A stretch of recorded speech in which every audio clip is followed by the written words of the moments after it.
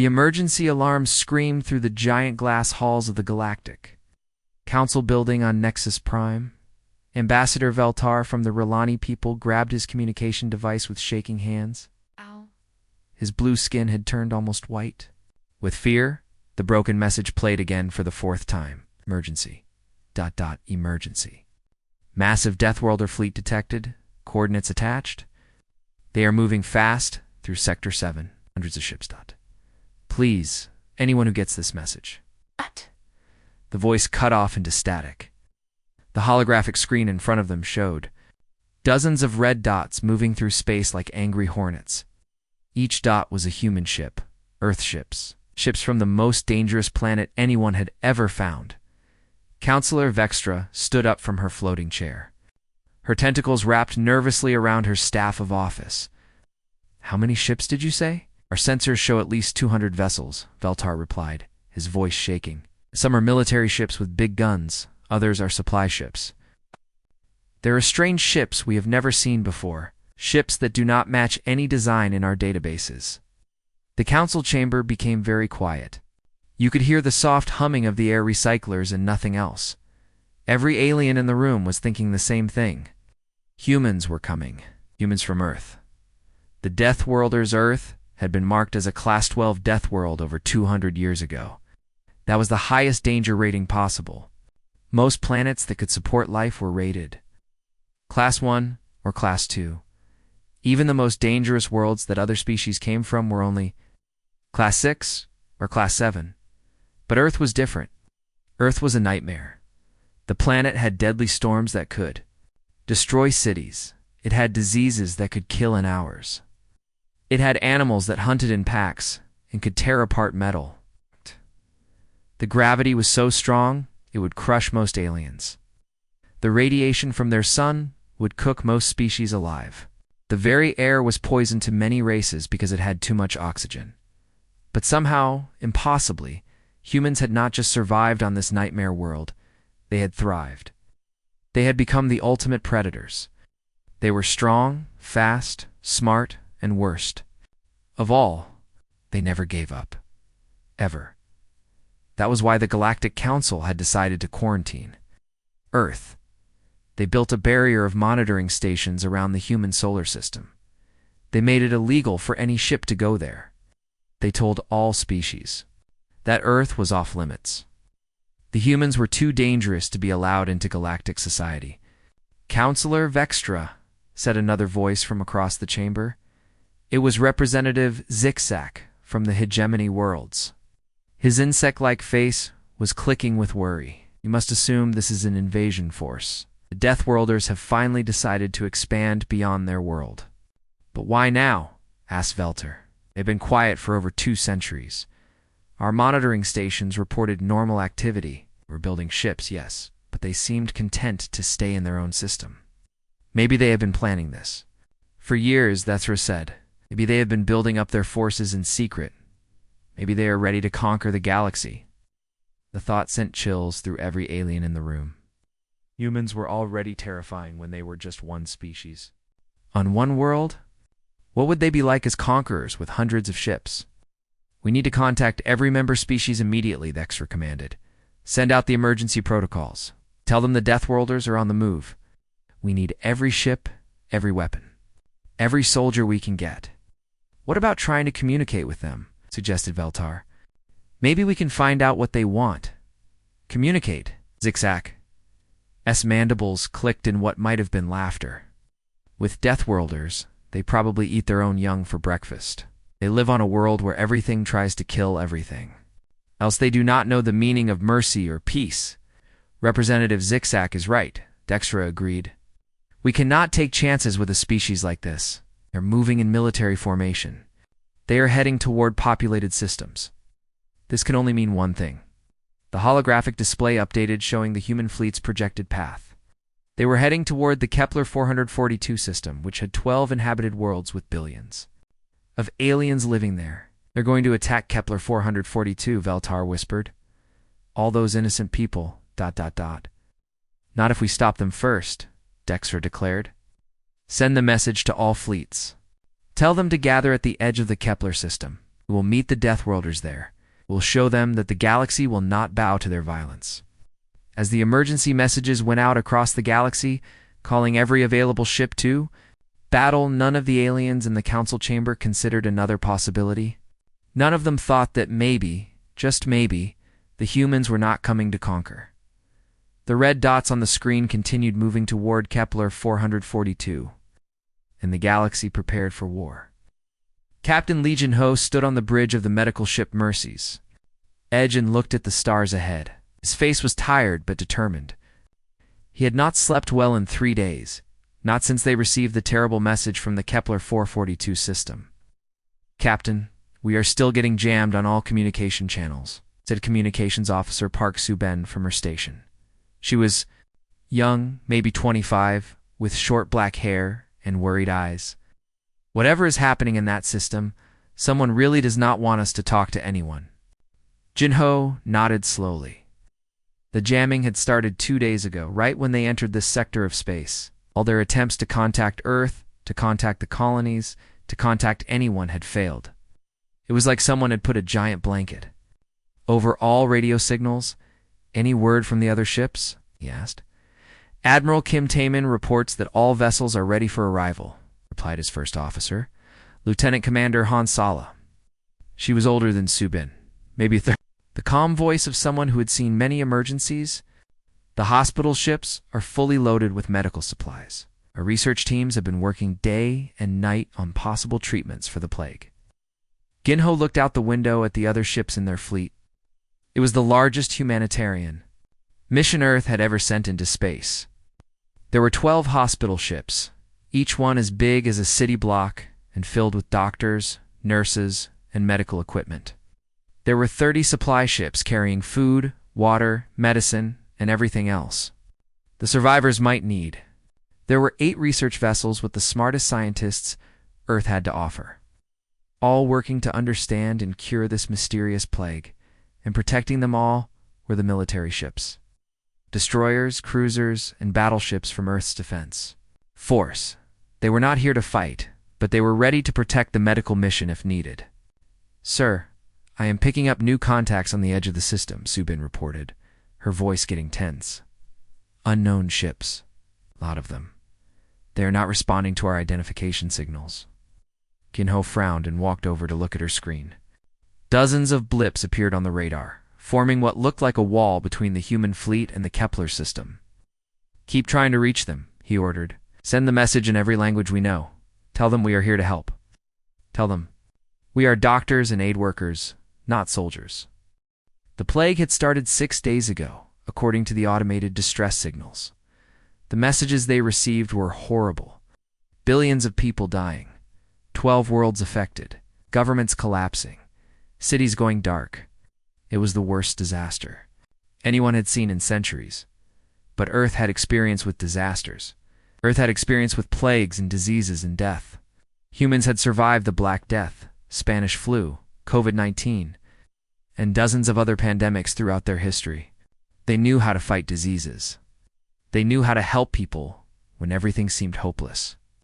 "Captain," said Dr. Nam Hai-jin, stepping onto the bridge. She was the head of the medical mission, a woman in her 50s, with gray hair and kind eyes that had seen too much suffering. "My teams are ready. We have treatments prepared for 17 different types of biological agents. If this plague is natural, we can fight it. And if it is not natural?" Jin-ho asked. Dr. Nam's expression became darker. "Then we will fight it anyway. That is what we do." Through the bridge windows, Jin-ho could see the other ships in the fleet. On the hospital ship Hope's Light, Captain Yoon Da-yoon was probably checking her medical facilities one more time. On the research vessel Discovery, Dr. Choi Manesio was likely running final tests on her equipment. On the supply ship Generous Heart, Captain Oh Kung-soo was making sure every box of food and medicine was properly secured. They were all here for the same reason. Somewhere in the Kepler system, people were dying. Aliens? Yes, but people nonetheless. Living beings with families and dreams and hopes. And when people were dying, humans came to help. It was just what they did. "The unknown contacts are powering up their weapons," Soo-bin said, her voice now filled with alarm. Energy readings are very high. I think they are preparing to fire. What? Jinho said, rushing back to look at the screen. But we have not even reached them yet. We're still hours away from the system. Admiral Kim is trying to contact them, Hansala reported. He is broadcasting on all frequencies. It's telling them we are a medical mission. Jinho felt a cold fear in his stomach. This was not supposed to happen. We're here to save lives, not to fight. The military ships were only escorts meant to protect the medical vessels from pirates or debris, not to fight a war. All ships prepare for possible combat. He heard Admiral Kim's voice over the communication system. Medical vessels, stay behind the escort ships. We're going to try to talk our way through this. Ginho looked at Dr. Nam, who had gone pale. Doctor, get your people ready. If shooting starts, we might have wounded to treat. Understood, she said, and hurried off the bridge. The human fleet continued toward the Kepler system, hoping for peace, but ready for war. The two fleets faced each other in the cold darkness of space. On one side, the human ships moved in careful formation, their hulls dark and strong like the metal mountains of Earth. On the other side, the alien vessels glowed with bright colors and smooth curves, beautiful but deadly. Admiral Kim Taemin stood on the bridge of the battleship Indomitable and watched the enemy ships through the main screen. His hands were steady, but his heart was beating fast. He had fought pirates and raiders before, but never an entire alien fleet. They have over 300 ships, reported Tactical Officer Yoon Da-yoon from her station. Energy signatures are unlike anything in our databases. But sir, their weapons seem designed for fighting other alien ships, not ships built on a death world. Kim nodded.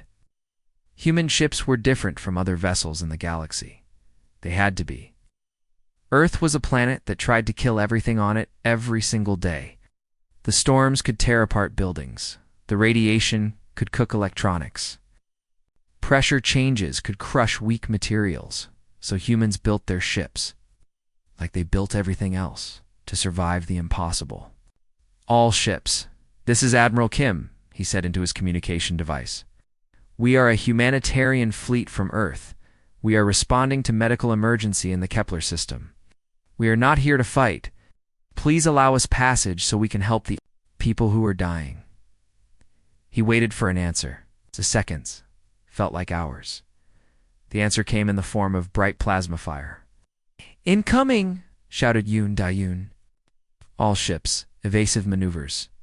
The alien weapons lit up space like deadly fireworks. Beams of energy and plasma bolts filled the area between the two fleets.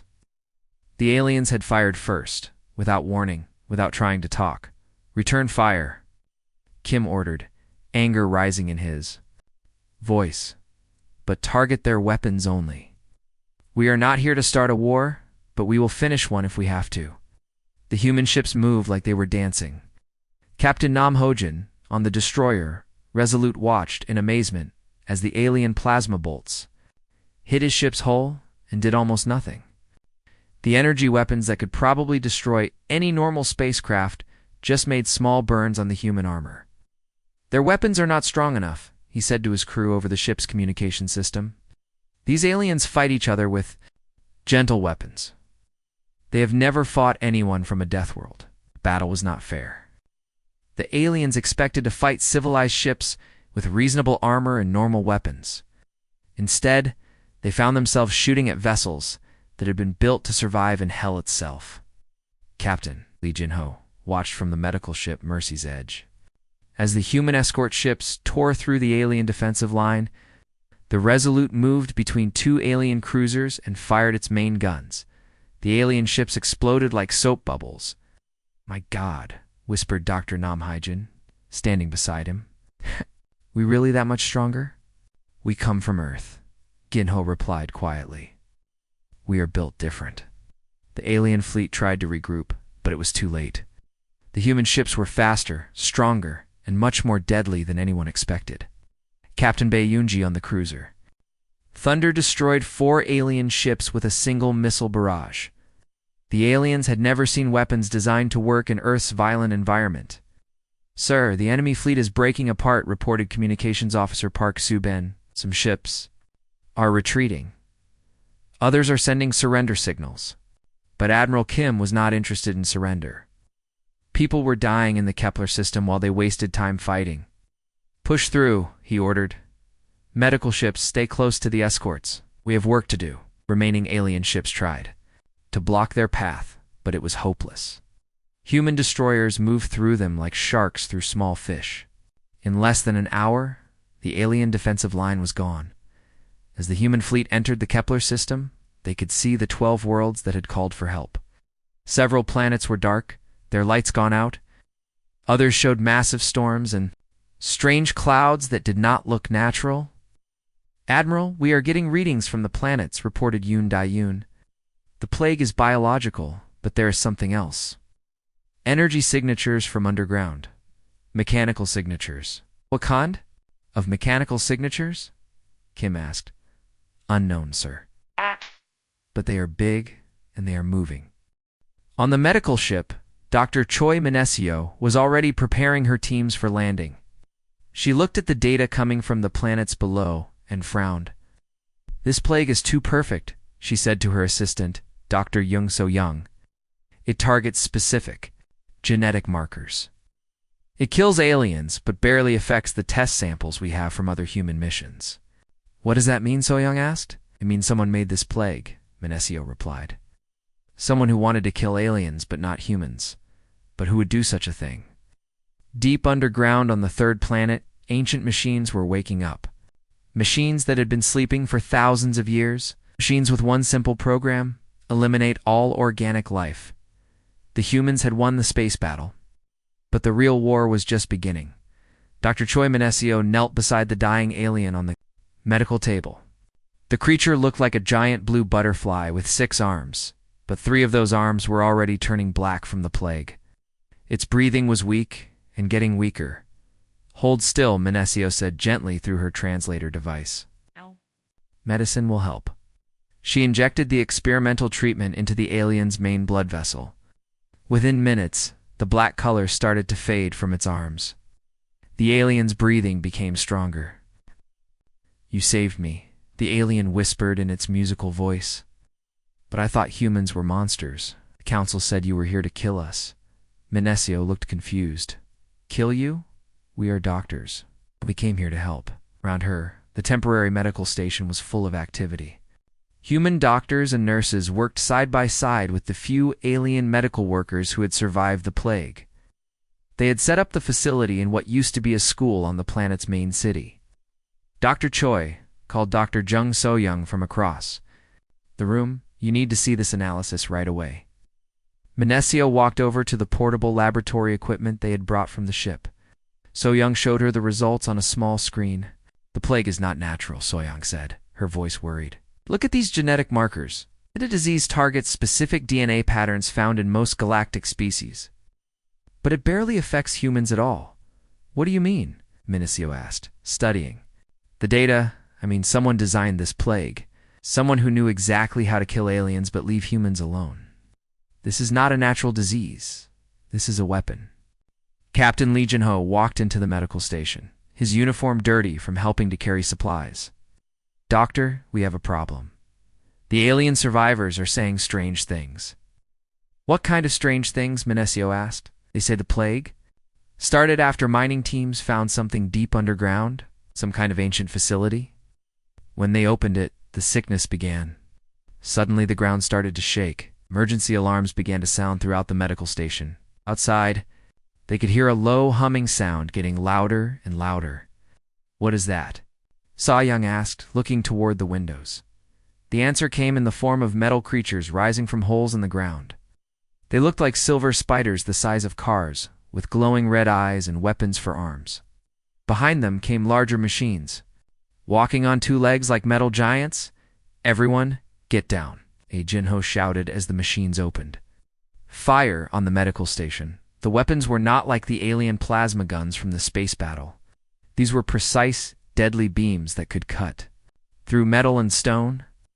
One beam hit the wall near Minesio and cut a perfect circle through it. This is Captain Lee to all ships, Jin-ho said into his communicator. We have hostile machines attacking the medical station. Repeat, we are under attack by unknown mechanical forces. Admiral Kim's voice came back immediately. Captain, we are seeing the same thing on 4 other planets? Mechanical armies are rising from underground facilities. What are you dealing with down there? Some kind of robots, sir? They seem very old, but very advanced. They are trying to kill everyone, human and alien alike. Dr. Menesio grabbed her medical scanner and ran it over one of the destroyed machines that had been brought down by human soldiers.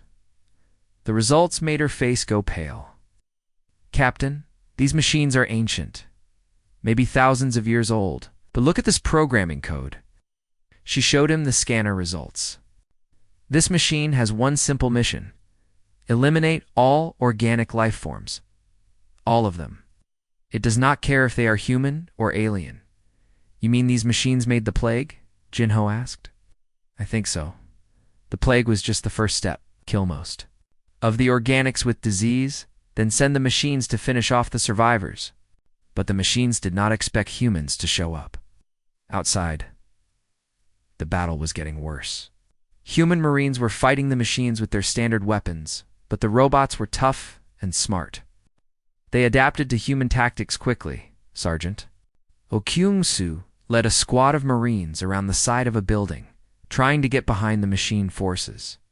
These things learn fast, he said to his team. Every time we use a tactic, they figure out how to counter it. Then we better learn faster, replied Corporal Bae Yoonji, firing her rifle at a spider machine. That is what humans do best. In the medical station, Dr. Menesio was working on something at her computer. Captain, I think I know how to stop them. How? Jinho asked, ducking as another energy beam cut through the wall above his head. The same way they tried to stop us. If they can make a plague to kill organics, maybe we can make a virus to kill machines. Computer virus. Can you do that? I am a medical doctor, not a computer expert. But Dr. Park Jin-ho on the research. Ship is both. If we can get this data to him... Jin-ho grabbed his communicator. All ships. We need immediate computer warfare support. The enemy is not alien. The enemy is artificial. Repeat. We are fighting machines, not aliens. The real war was just beginning. The final battle happened on 3 worlds at the same time. On Kepler 44-B, Sergeant Oh Kyung-soo crawled through the underground tunnels with his squad of Marines. The ancient machine facility stretched for miles beneath the planet's surface. It's filled with metal corridors and glowing computer systems. The machines keep changing their attack patterns, reported Corporal Bae Yoonji through her helmet radio. Every time we figure out how to fight them, they adapt. Then we adapt faster, Kung-soo replied, checking his rifle. That is what we do on Earth every day. Everything on our planet tries to kill us, and we are still here. Behind them, Private Kim Min-jun carried the computer virus that Dr. Park Jun-ho had created. It was stored in a small device that needed to be plugged directly into the machine's main computer system. Sergeant, I am scared, Min-jun whispered. He was young, maybe 20 years old, and this was his first real battle. Good, Kung-soo said with a grim smile. Fear keeps you alive. But remember, we are not just fighting for ourselves. There are alien civilians counting on us up there. Above ground, the scene was like something from a nightmare. Dr. Choi Menesio worked in the medical tents while explosions went off all around her. Alien and human wounded lay on stretchers waiting for treatment. The plague that had killed billions of other species barely slowed down the human medical teams. Doctor, we have more wounded coming in, called Nurse Jung So-young, helping carry an injured Rilani civilian. Human or alien? Menesio asked, without looking up from the patient she was treating. Both. The Marines are carrying out alien survivors while they fight the machines. This was what made humans different from other species. Where others saw impossible odds, humans saw people who needed help. They did not abandon anyone. Even in the middle of a war, Captain Nam Ho-jin flew his fighter ship between the tall buildings of the alien city, chasing machine drones through the air. The mechanical enemies were fast and smart, but they had never fought pilots trained in Earth's violent skies. These machines fly like computers, he said to his wingman over the radio. Perfect formation, perfect timing. But they do not know how to be crazy. He pulled his ship into a dive that would have killed most alien pilots. The gravity forces crushed him into his seat, but he had grown up on Earth where the gravity was stronger than most worlds. He pulled out of the dive at the last second and destroyed 3 machine drones with a single missile. That is what I'm talking about, he laughed. You cannot program insanity. In orbit above the planet, Admiral Kim Taemin coordinated the massive rescue operation from his flagship. What had started as a medical mission had become something much bigger. His ships were evacuating alien civilians from 12 different worlds while fighting an ancient robot army. Sir Captain Lee reports that the underground assault is ready, said Commander Han Sala. Dr. Park's computer virus is prepared for upload. What about the other planets? Kim asked. Same story. Everywhere. The machines are trying to finish what the plague started, but our people are not giving up. Kim looked at the tactical display, showing all 12 worlds. Red dots marked machine forces, blue dots marked human forces, and green dots marked civilian evacuation sites. It was the most complex military operation in human history. Admiral, we are getting reports from the underground team, Sala said. Sergeant O has reached the main computer core. Deep beneath the planet's surface, Kung Su and his team stood in front of a massive computer system. It was beautiful and terrible at the same time, with crystalline displays and flowing data streams. This was the brain of the ancient AI that had been trying to kill all life in the galaxy.